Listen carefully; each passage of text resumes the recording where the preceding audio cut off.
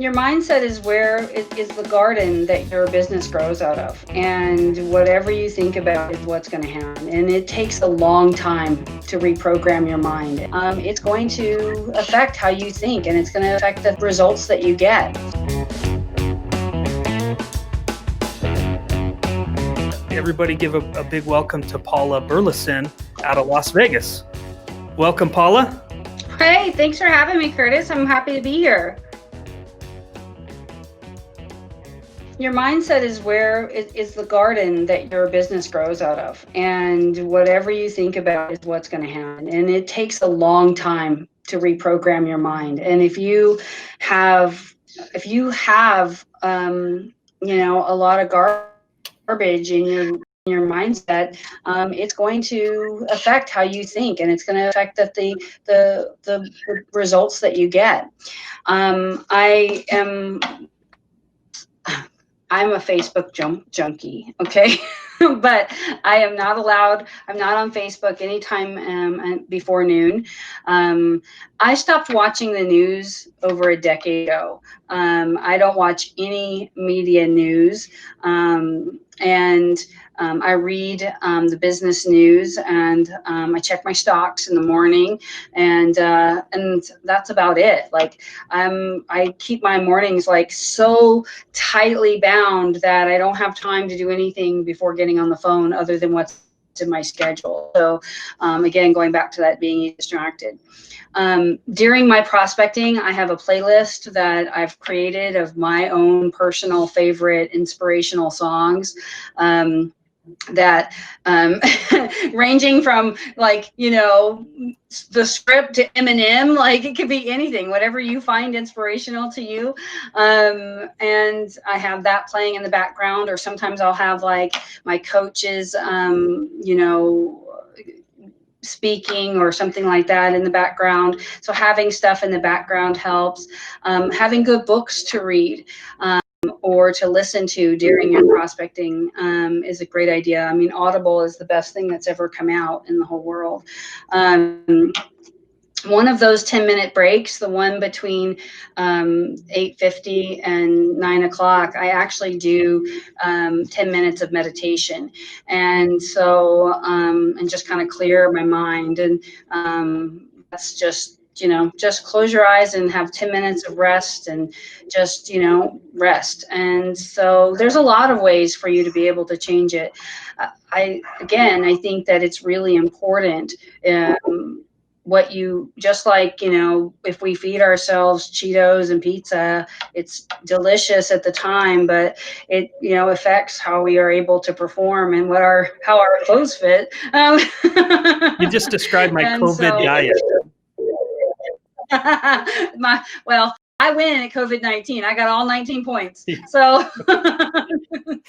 I'm working on sending them back right now. So, but if you watch the news, and if you're on social media, and if you have a lot of that input that's, negative or garbage, or just not positive. I mean, here's the thing. It doesn't have to be negative to affect you. It just has to be not positive, and it can change how your mindset is. So those are some of the things that I think about every day. Talk to me about your lead stack. We've gone through a few of those. What leads do you call when you prospect, and in what order, and why? Okay, so I call my expired listings at 8:01. I just call the brand new. Okay, so see who I can get there, and that usually takes 15 minutes depending on your market, how many we have. I have maybe 12 a day that are new. The next people that I call are actually my leads, like really hot leads that I have, so I'll call them next. Then I'll call a few non-owner occupieds.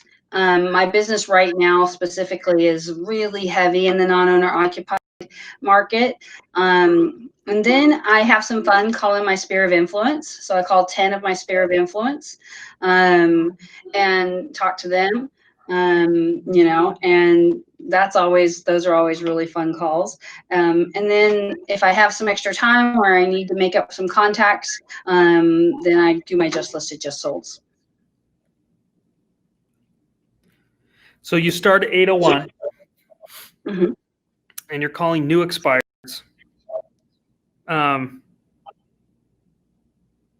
Okay. Why in that order? Is there a priority? I mean, is this just your routine, or is there strategy to the order? There's strategy for sure. I mean, you got to call the new expireds first thing, right?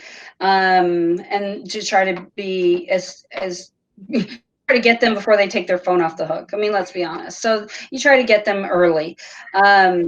And then my next ones I call my leads, because there are already people that have expressed interest in doing business with me, and I need that pump up after talking to, you know, a few grumpy expireds, right? So find out, you know, what they're up to and how I can help, and, you know, where they are in their process.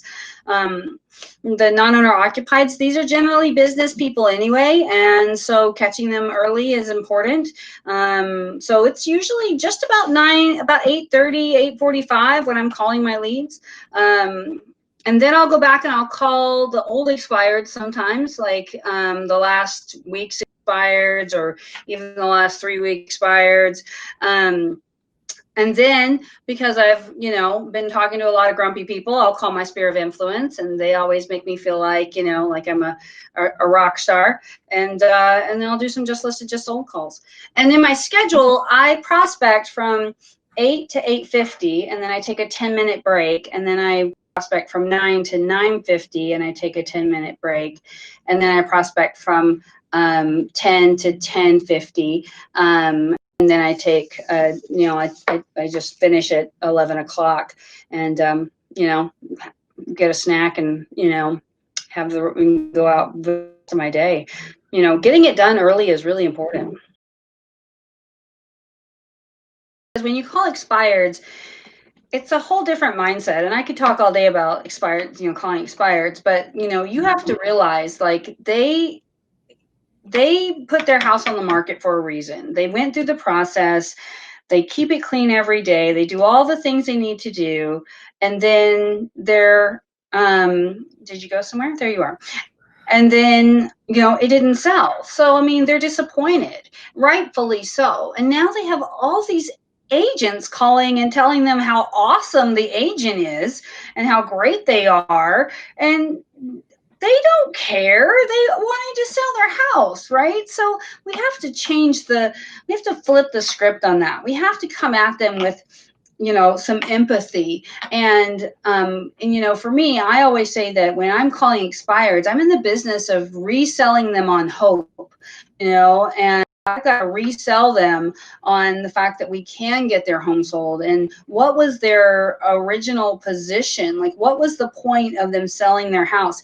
Listen, it's 90% of the time not about the money, no matter what they say. It is about where they're going and who's waiting for them. It's about Florida so they can be with their grandkids. It's about downsizing. It's about buying a bigger house because there's a new baby on the way. There's a lot more going on, and we just have to be willing to ask those questions. Yeah.